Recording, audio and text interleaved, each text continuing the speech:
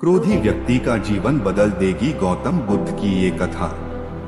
एक दिन गौतम बुद्ध अपने शिष्यों के साथ एकदम शांत बैठे हुए थे। उन्हें इस प्रकार बैठे हुए देख शिष्य चिंतित हुए कि कहीं वह अस्वस्थ तो नहीं है।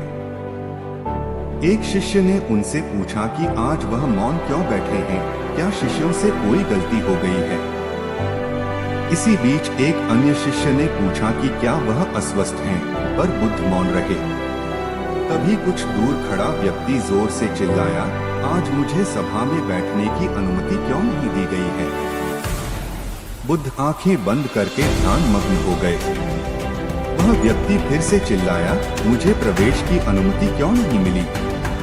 इसी बीच एक उदार शिष्य ने उसका पक्ष लेते हुए कहा कि उसे सभा में आने की अनुमति प्रदान की जाए। बुद्ध ने आंखें खोली और बोले, नहीं, वह अछूत है, उसे आज्ञा नहीं दी जा सकती।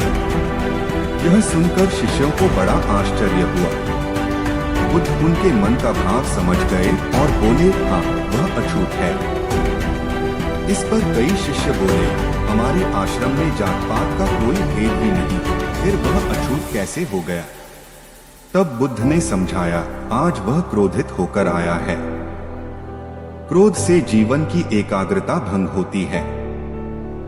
क्रोधी व्यक्ति प्राय मानसिक हिंसा कर बैठता है, इसलिए जब तक वह क्रोध में रहता है तब तक अछूत होता है। इसलिए उसे कुछ समय एकांत में खड़े रहना चाहिए। क्रोधित शिष्य भी बुद्ध की बातें सुन रहा था।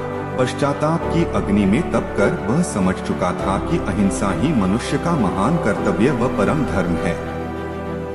वह बुद्ध के चरणों में गिर पड़ा और कभी क्रोध न करने का प्रण लिया। शिक्षा आशय यह है कि क्रोध के कारण व्यक्ति अनर्थ कर बैठता है और पश्चाताप उसे बाद में होता है, जिसका कोई लाभ नहीं मिलता। इसलिए हमें क्रोध नहीं करना चाहिए। असल मायने में क्रोधित व्यक्ति अछूत हो जाता है और उसे अकेला छोड़ देना चाहिए।